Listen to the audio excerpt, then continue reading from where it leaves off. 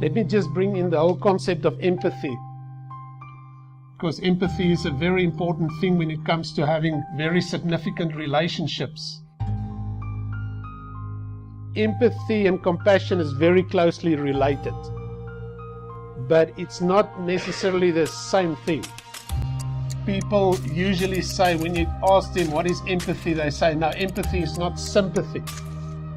And often when they say it as if sympathy is something, it's not sympathy. As if sympathy is something bad. It's not bad. If someone cries and you cry with them, it's good. Or if someone is happy and you're happy with them, it's good. That is sympathy, to actually embrace completely another person's emotion. I describe it like this, and I don't know how much sense it would make for you to understand my description.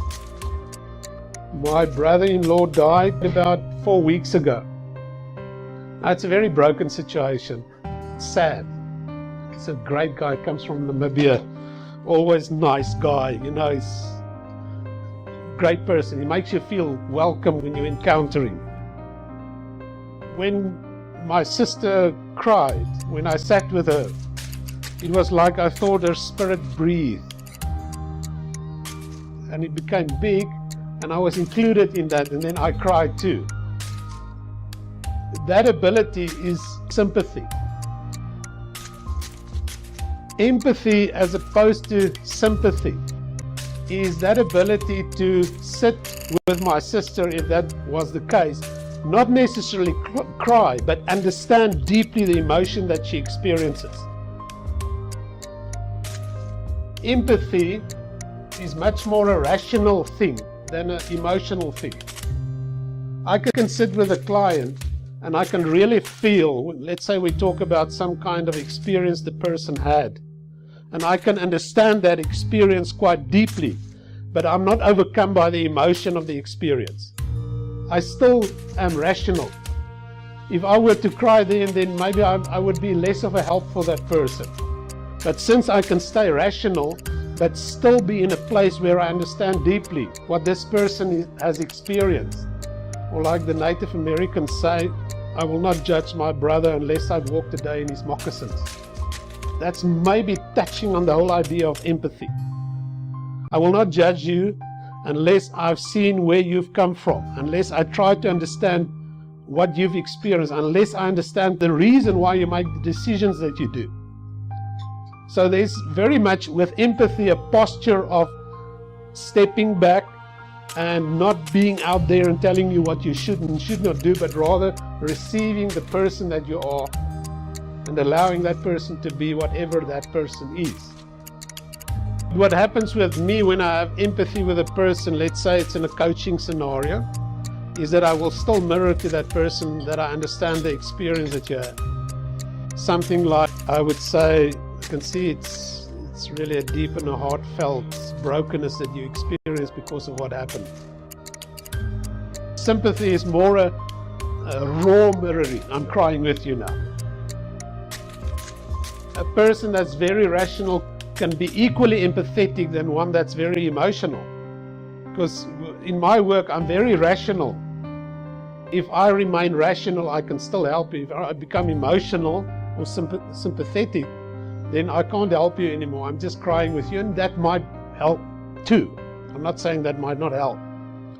But more often than not, empathy is a very rational act. That I'm thinking how you are feeling. I'm not feeling what you're feeling, I'm thinking how you're feeling, and I can reflect that back to you. Mirroring is a very important thing in relationships. Some psychologists and sociologists would go as far as say, if you communicate with another person and you mirror that person's body language, that person might feel a closer link with you. There is some value in that. I don't do that necessarily, but there is value in that. I still believe that one might not feel that connected with another person, like on a deep spiritual level, but I can still have empathy with you. And I can express it to you, and you can see that I understand where you are. Empathy and compassion, I think compassion might even be a deeper level of empathy in some way. I'm not currently clear on drawing a distinction between the two, but I know they're quite close together, and I do believe empathy and compassion, if it is shown towards a person, towards me, towards you, then you feel the power of that, and it's a great experience for most of us when we feel that someone has had empathy or compassion with us. I think the difference between empathy and compassion might be compassion is more often displayed where there's brokenness, and empathy can be displayed any place. I can display a lot of empathy with you in the business world, or like Stephen Covey, the author of 7 Habits of Highly Effective People, said, if you create win-win relationships. If I want to create win-win relationships with you, I need to have empathy with you, meaning I need to understand where you are on this. I need to respect where you are on this. So I can create win-win relationships with you in the business world by having empathy with you. Whereas compassion might be more reserved and most often found in situations where there's death or the loss of something, or where we have to deal with something difficult in life. And when someone comes along and have compassion with you, you experience that power and it lifts you up. Because from time to time we all need compassion. From time to time we all go through stuff that are more difficult for us to handle alone. We need to carry one another's burdens. And all of us might have 1 or 2 people in our lives that come along that do help us to carry the burdens that might be too difficult to carry. I think that might be called compassion. Let's say I deal with a client that's going through a divorce, for instance. Then I would say I go less into compassion and more into empathy, because I really would like to help this client, and I know that sometimes I need to lift her out of just the pain of the emotion into the rational and say, it's okay, you are going to survive. She needs to hear that too, or he needs to hear that too. You can remain in the emotion, because when we go through brokenness of some sort, and loss is usually the greatest type of brokenness we can experience. Loss of job, loss of money, loss of a child or a loved one, loss of a limb, loss of faculties, the ability to think. Those kind of loss is serious to deal with. And when someone can journey with us through that and have empathy with us, it might help us more than if they just had sympathy with us or maybe compassion with us. Empathy, when it is not mature. Now, this is just a personal experience that I had when I was a young psychologist.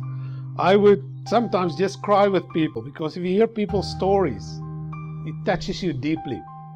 And then I thought afterwards, no, I must stop this thing, man. I mustn't be so with people, so into their worlds. Then I thought I moved from sympathy to empathy by understanding your world, but knowing if you go out of my office in an hour's time, I need to now be present with the next person. I can't still cry about your pain, because then I'm robbing the next person of being present. So I think empathy can grow in the sense that one becomes more rational about it, although you can still place yourself in the position looking through the eyes of that person to the world and understanding the world from that point of view without being overcome by the emotion.